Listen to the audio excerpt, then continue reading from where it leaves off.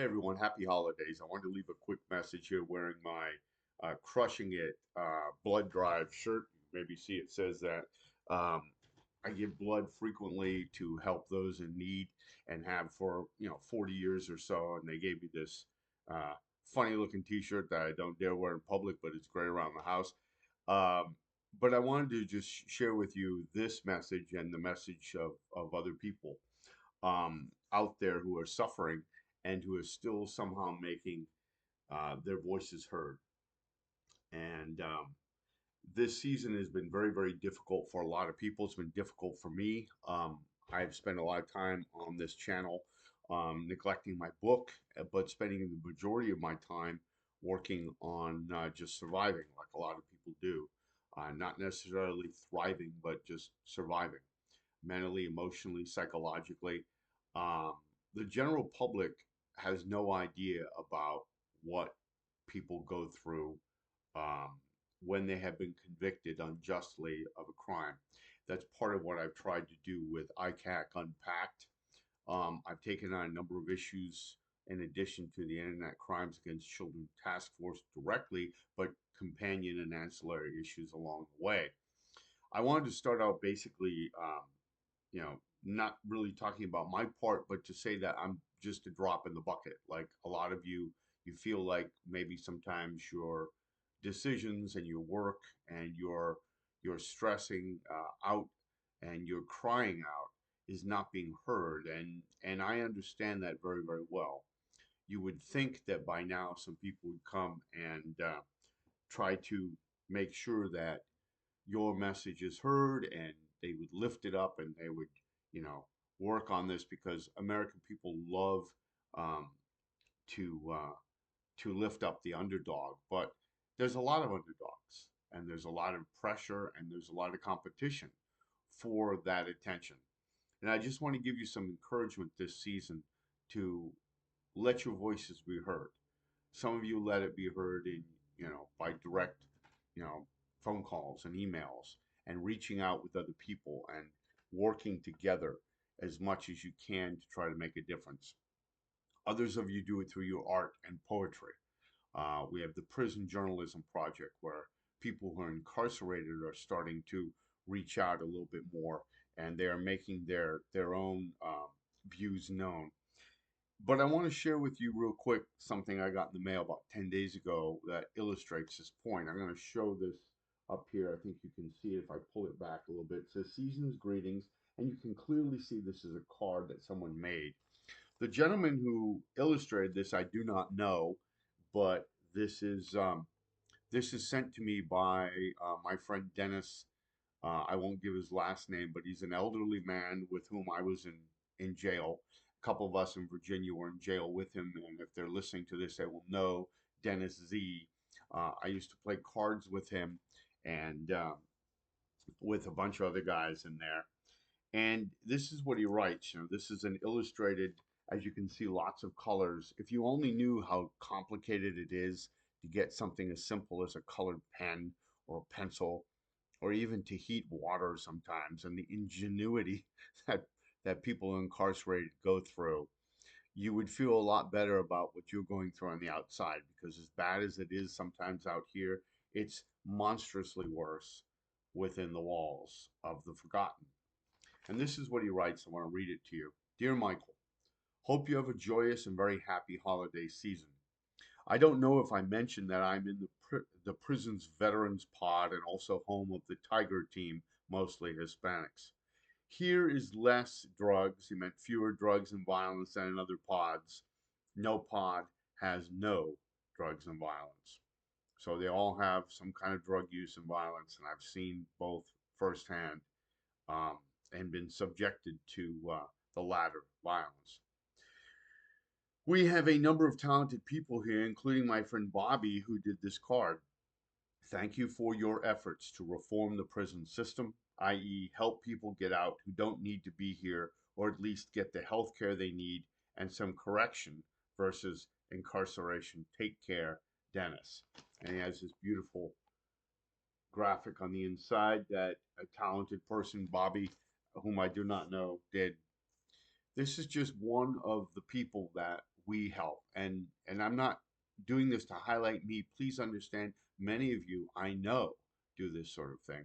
I want you to know how appreciative I am of all your efforts to lift others up, to deal with your own stuff, to smile even when it's very painful, to continue fighting, to try to find a good strategy to deal with the fact that your children, yours and mine and others, our libidos itself, ourselves, are being used against us in an effort to try to make us into some kind of monsters when we are in fact not.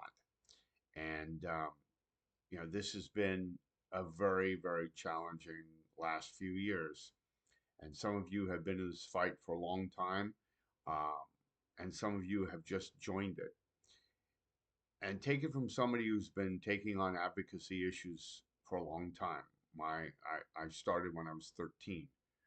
I was a high school or junior high student. I wanted a school newspaper, and the principal said, "We can't have it because people will throw it around the halls. And that would be terrible. We can't have it for that reason." And he didn't know that what ended up happening is I ended up being sent downtown, where I ended up being a stringer and then an investigative reporter, and eventually won a couple of awards for my work. I only say that because you never know what might happen. I never expected that. I didn't want it. I didn't even put my name in contention for an award. It was done for me. Eventually, somebody's going to recognize our efforts. And we have had some successes, as some of you have talked about. There have been some wins out in Washington State. We have brought attention to issues here in Virginia and just kneecapped a number of the worst legislative efforts that would make our lives so much more difficult than they needed to be. And I just want you to know that any little thing you do may not be recognized by the people you want it to be recognized for and by, but it is noticed. It is noticed. And just like, people like Rosa Parks, who is known, unfortunately, for giving up her seat on the bus, what's less talked about is the fact that she was just an ordinary person who said, "Today, I'm not going to put up with this shit." And so I appreciate being in the battle with you. What we should be doing is continuing wherever necessary to press our cases, city council meetings, county commission meetings, meetings of senators and legislators. And when they come to your community, go to those meetings and ask them, "Are you aware this is going on? Because I wrote your letter about this." Inform other people around you. Get the message out as best you can. If you're on probation and parole, I know that you're stifled a little bit, but you know what? You can secretly help a little bit. You can help write a letter. You can help get the message out, put flyers on doors, whatever it takes to make sure that people are aware. Because you know what? When I talk to people one on one, it's amazing the number of people who are shocked when they look in your eyes and that you're not hiding behind a persona or an email account or something. They look in your eyes and they can see the integrity and the honesty. And you all have that. So make sure that you keep pressing on, not because it's a fight, but because it's the truth that we want to get out. The honest God's truth. And that, let me leave you with this last point I've said several times. These people, the people in robes, the judges, the bailiffs, the probation officers, the cops, the detectives, the the support staff that looks down on you, the court clerks. None of these people are better than you. Not one of them are better than you. And I know that for those people who have subscribed to my channel, which is only about 120 after being just over a year out there, some of these people are vigilantes and predator watchers, people who are rappers and gamers. I've heard from you, I've heard from government agents who've been very uh, sly about who they are. I've heard from people like Cage, with whom I am proud to be in link with in this endeavor. Axel and Narsol representatives and their affiliates, including Safer Virginia and Florida Action Council. Several attorneys at times. I hear from you. People fighting in prisons with the Prison Journalism Project. I've heard from you. I've heard from people in foreign countries. I've heard from people seeking to exploit the channel for their own benefits. And of course, I've heard from numerous trolls who just wanted to tell me to go kill myself or things like that. But remember, they're the ones that are the cowardly and the afraid. Because when the truth comes to light, especially for those who exploit it, like the police and the prosecutors and the judges, they don't want to hear from us. They don't want to hear the truth at all. And when you bring the fight to them, they're really wholly unable to defend themselves because they know that there's a lot more behind it than is commonly known. So happy holidays on this winter solstice. And just like this is the longest day of the year, it will improve when the sun comes up again and it gets better. So for those of you who reached out to me, happy holidays. I hope you're doing very well. For those of you who are suffering, whether it be in prison or otherwise, if this message gets to you, know that people on the outside do care and they are fighting for you until we get some justice out there. This is Norman Michael Asian for the 21st of December 2024. Have a wonderful day and a happy new year.